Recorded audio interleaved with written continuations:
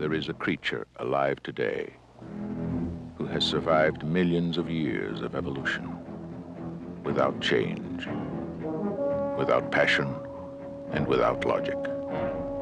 It lives to kill. A mindless eating machine. It will attack and devour anything. It is as if God created the devil and gave him jaws.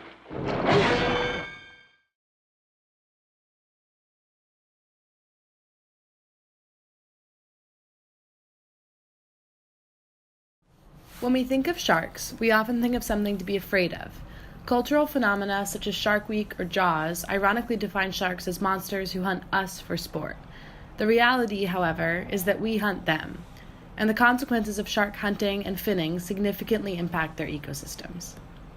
Sharks are particularly vulnerable to overfishing compared to other marine species, as they mature late, have few young, and are long-lived.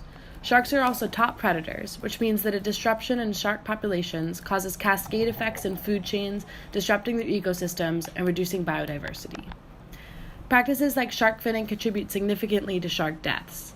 Dishi Bamawa at National Law University in Jodhpur, India, defines shark finning as the practice of cutting off the fins and tail of a live shark, throwing its living body back into the ocean to die either by suffocation, starvation, or from a predator. Today, about 100 million sharks are killed every year, with 73 million ending up in shark fin soup, a Chinese delicacy. So why don't we just abolish shark fishing altogether?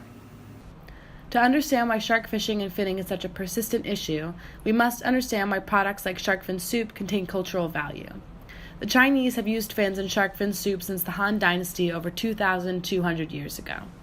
The dish is considered a symbol of wealth and power in China and throughout Southeast Asia, and is served for special occasions and gatherings.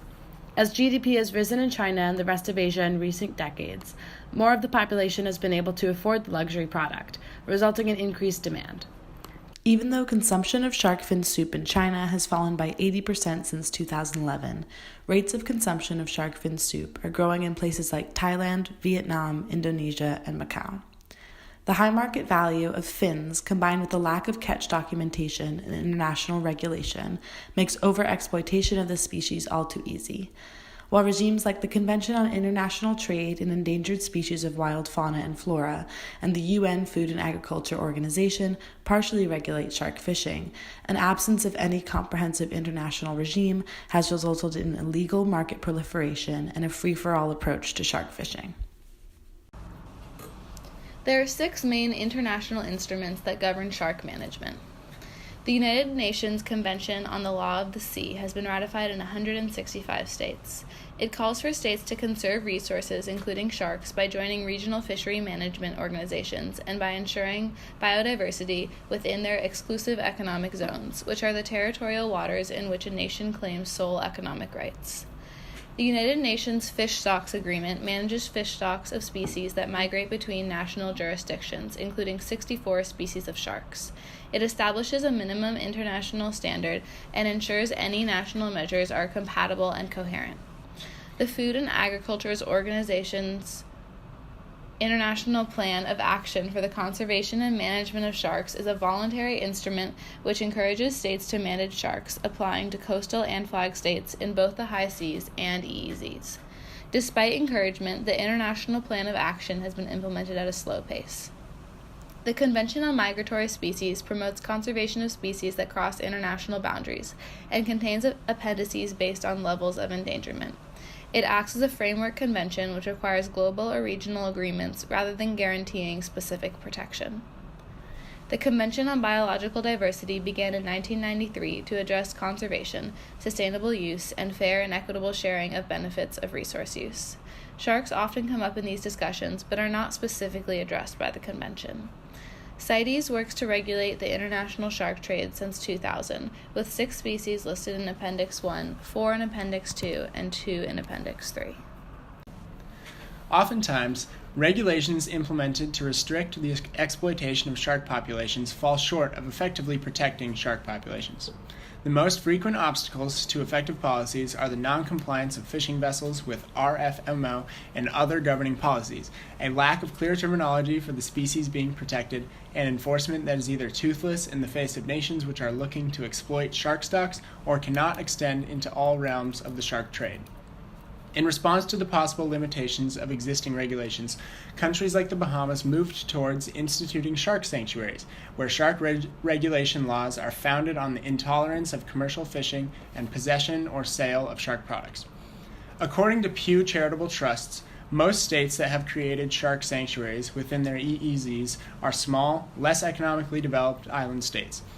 These states often lack the resources to enforce shark-specific laws. Introducing shark sanctuaries is actually more cost-efficient and convenient for these states. Because the laws are so strict, the states do not need to hire additional personnel. Violations are often easy to identify, thus loopholes are eliminated. Even though these laws were not shark-specific, the Bahamas first banned longline fishing in their EEZ in 1993, an important step in reducing shark bycatch. Since then, Bahamian shark populations have been relatively healthy, but many species of sharks are highly migratory species and often travel outside of the Bahamian EEZ.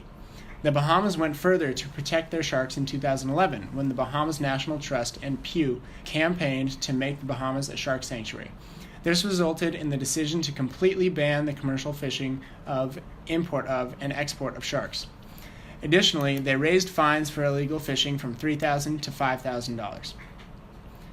40 known species of sharks inhabit Bahamian waters and are now protected under these regulations, many of which are CITES Appendix II species.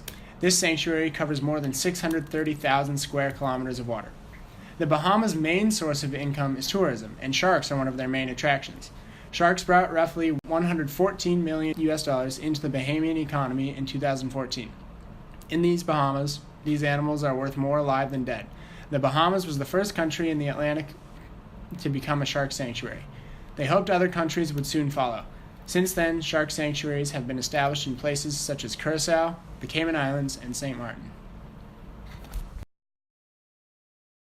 In China, CITES has been the primary regulatory body governing shark finning. Hong Kong is the port of entry for about half of all globally traded dried shark fins, as they are often re-exported to mainland China. That being said, this shark hub has taken these regulations very seriously, which is evident with its adherence to CITES. There are 20 commonly traded shark and ray species subject to trade measures under CITES, most of which are listed under Appendix 2 of CITES, which requires international trade to be sustainable, legal, and documented.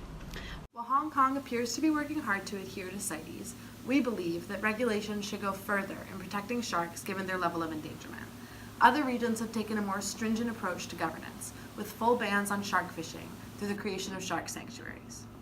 In China, economic contributions of shark fishing and the cultural value of shark products complicate the viability of adopting a more stringent approach to governance. However, the Bahamas Shark Sanctuary demonstrates that a total ban model is an effective policy approach which actually provides benefits to nations. Sanctuaries make governance more straightforward and make up for economic losses with new sources of employment, revenue, and ultimately benefits shark and human populations alike. In China, economic contributions of shark fishing and the cultural value of shark products complicate the viability of adopting a more stringent approach to governance. However, the Bahamas Shark Sanctuary demonstrates that a total ban model is an effective policy approach which actually provides benefits to nations. Sanctuaries make governance more straightforward and make up for economic losses with new sources of employment, revenue, and ultimately benefits shark and human populations alike.